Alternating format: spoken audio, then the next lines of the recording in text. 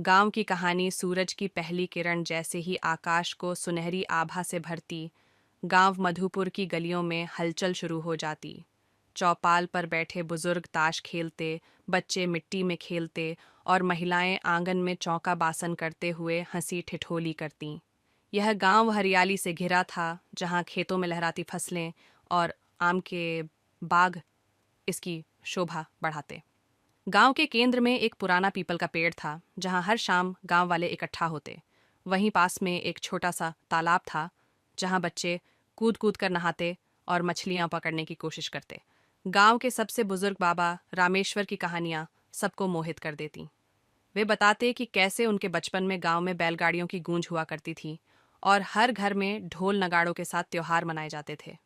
एक दिन गांव में कुछ लोग शहर से आए। वे कह रहे थे कि गांव के पास की जमीन पर एक फैक्ट्री बनेगी। इससे खेतों की जमीन कम हो जाएगी और गांव की नदियां भी दूषित हो सकती हैं।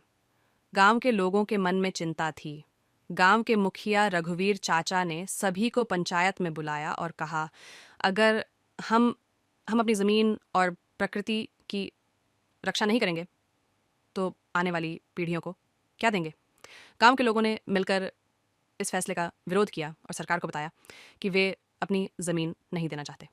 उनकी एकता और संकल्प देखकर फैक्ट्री बनाने का निर्णय वापस ले लिया गया। गांव फिर से अपने पुराने रूप में लौट आया। खेतों में हलचल, चौपालों में हंसी और बच्चों की शरारतें। इस तरह मधुपुर के लोगों ने यह साबित किया कि एकता में शक्ति होती है।